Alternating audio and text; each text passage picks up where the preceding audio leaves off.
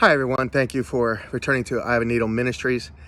Today I'm going to be preaching about not giving up and to keep fighting the good fight of faith.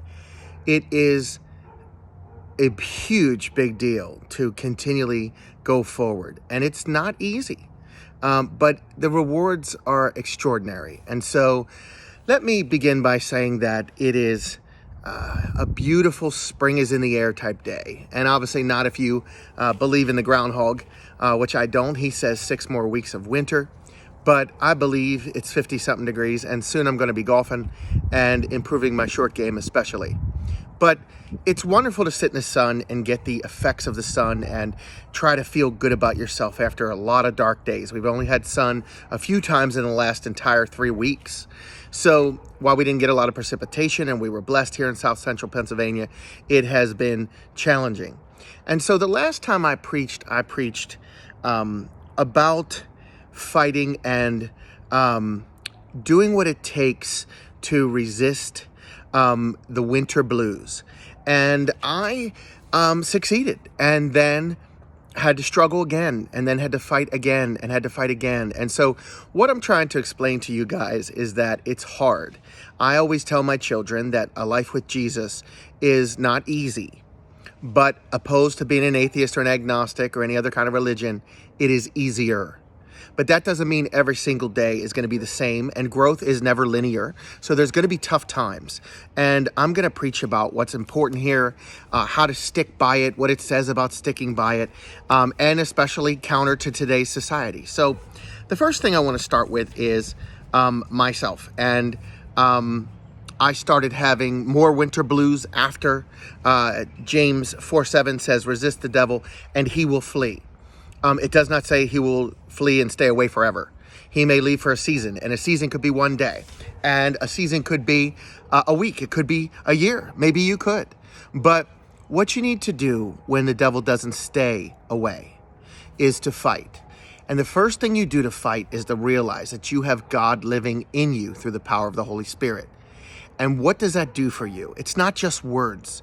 The devil realizes that you have the Lord in you, but it doesn't matter if you don't talk to him and learn from the Lord about what's going on. And not every single thing that's happening is of the devil. You may have caused it. So sometimes we say in America that we could be our own worst enemy.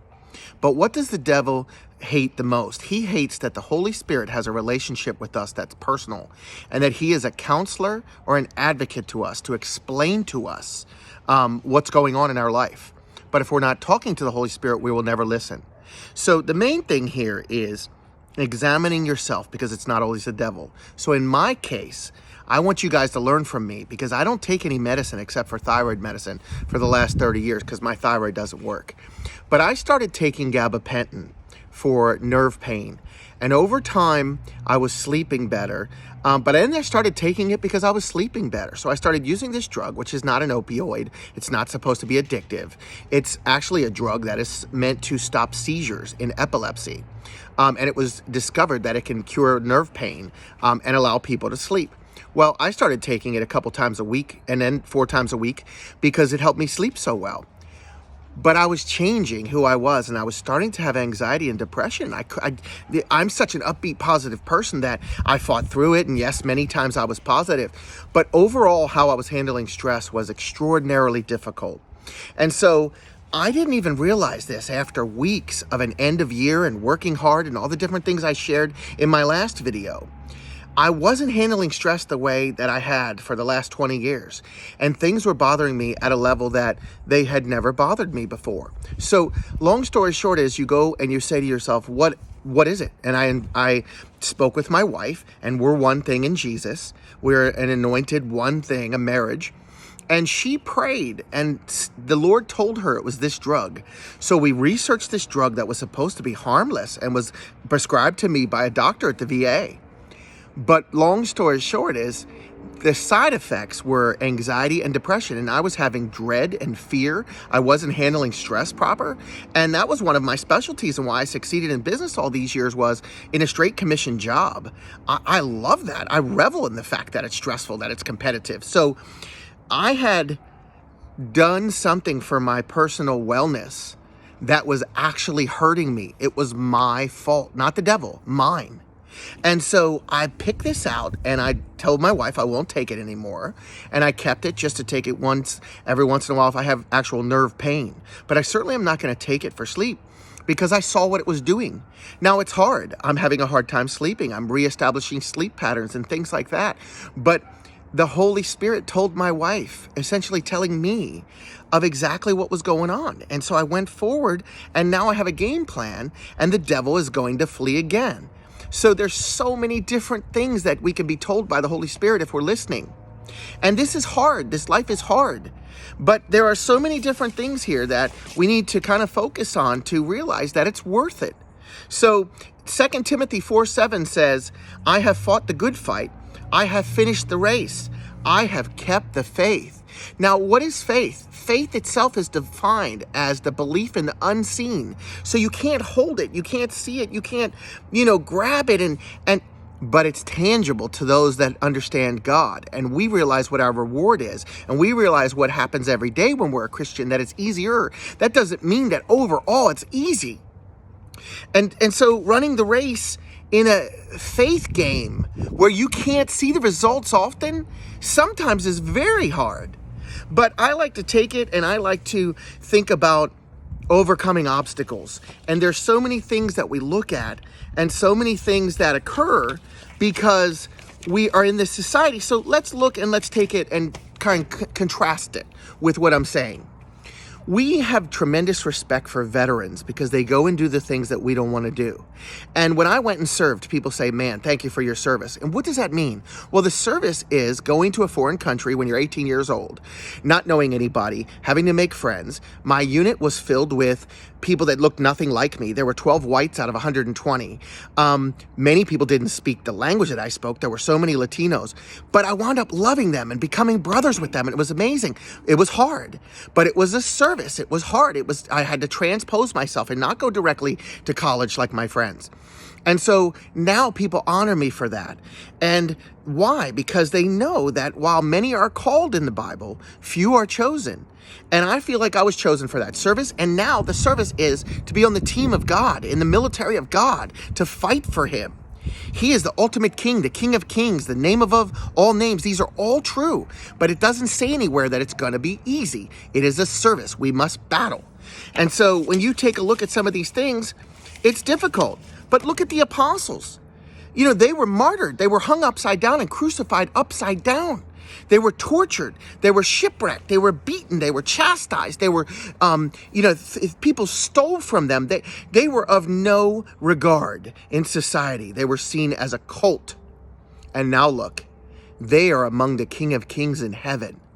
And so we're not guaranteed tomorrow, but in this society, a fast-paced microwave, I want stuff now. I go through a drive-through, and if I don't get my Big Mac in 2 minutes, I'm like, what's going on here? What's the story? Why don't they have staffing? I could be a big baby just like the next person, but it's that world that we're being conditioned to that we have to fight against.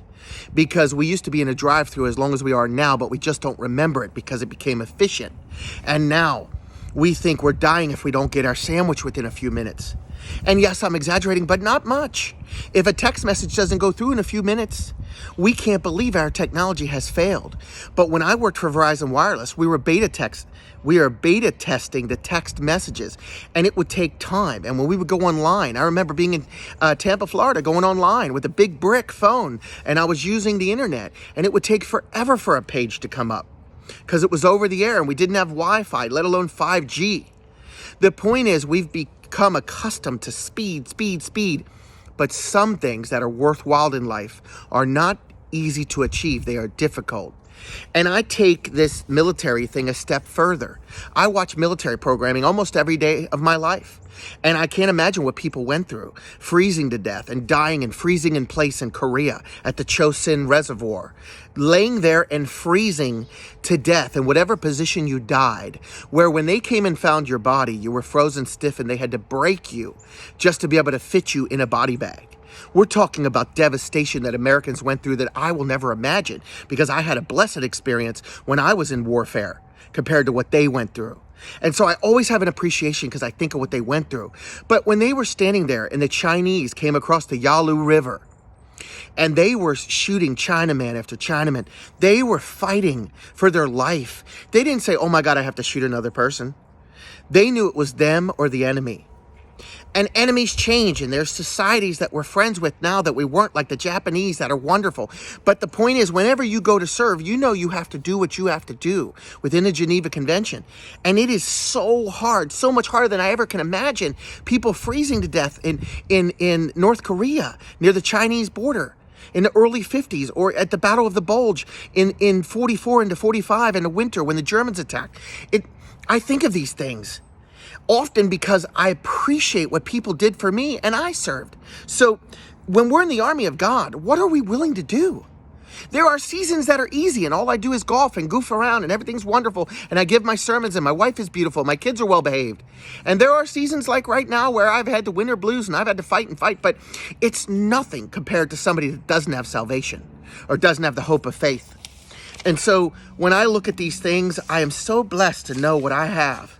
And I look around and I see, Paul talking about when you run a race, 1 Corinthians 9:24, you run the race to win. And in this society, when we look around and we think about winners like Tom Brady and all these different people, he was picked 199th. Can you imagine how bad he felt for 198 picks that people thought were better than him? And he wound up becoming the biggest winner in American sports. And so for us, he's broken every record. I'm not even a fan. But I respect what he went through and all the training and all the watching film. And even if I don't like him, I'm a Ravens fan, I respect hard work. In my family, my mom used to go and work on days off, and she would get time and a half. And then on holidays, double time and a half. And I would eat dinner Thanksgiving, and I would say, where's mom? Well, she knew she had to work hard. She had 6 children. So she went and worked her butt off. And that's how I was raised. And so I know hard work, but in this society, we can lose, our focus that we have to work hard. It's not easy, but we have God living inside of us. The last thing I'll share with you is James 1:12 says, we are blessed to remain steadfast. So I ask each and every one of you during this season, whether it's a good season or bad, whether it's easy or hard, in any of your time, think about this time scenario I'm talking about and think about fighting. Don't just fight when he flees, and then he flees and you say, tra-la-la. Keep doing the work. Stay close to the Lord. Maybe when he comes back, you'll be busy doing the Lord's work, because that is essentially what I need to end with, because that's all that matters. We need to fight because we're here to do a job, not just to be peaceful, not just to be happy because I have a beautiful wife. I have a job to do. I need to reach as many people as possible who don't know what I know. So bottom line is, things change. We were friends with the Russians. Then we had a Cold War. Now we're kind of friends with the Russians. Now we're not. I said Chinaman, which is not politically correct. But back then, that's what you said. And they were going to kill you, or you had to kill them, and they were rushing at your machine gun nest. Well, fighting for the Lord might be that tough. And days it's not. But when you are with the Lord in heaven, you're going to realize you ran the race to win. I thank you guys. I love you guys with all my heart. Thanks for sharing. Please do everything you can to share this with people. Subscribe and like. Thanks, guys. Be blessed.